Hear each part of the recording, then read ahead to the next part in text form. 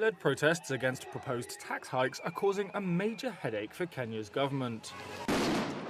That's as President William Ruto finds himself caught on the horns of a dilemma over the country's finances. One of those horns is Kenya's public debt. It stands at 68% of GDP. That's higher than the 55% recommended by the World Bank and the International Monetary Fund. Amid acute liquidity challenges and uncertainty over its ability to access capital from financial markets, Kenya has turned to the IMF for help.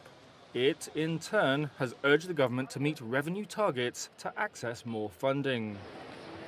And that's led to the proposed tax hikes in the Kenya Finance Bill, which aims to raise an additional $2.7 billion in revenues. But the other horn of the dilemma is a rising cost of living for Kenya's population.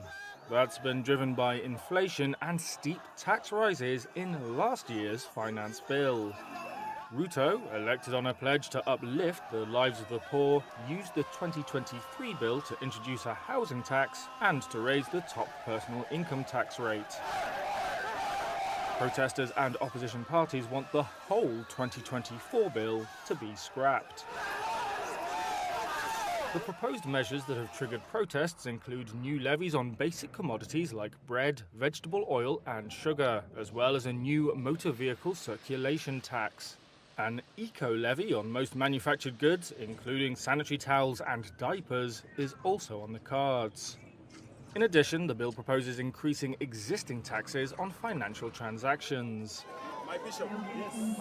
Ruto has since endorsed recommendations to scrap some of the taxes, including on car ownership, bread, and the eco-levy on locally manufactured goods. We are going to have a conversation.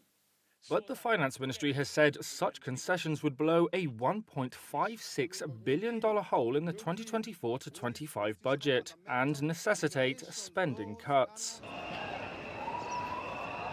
Once passed by Parliament, the bill will need to be signed into law by Ruto within 14 days. He has acknowledged protesters and promised to engage with them. It's unclear when this will happen.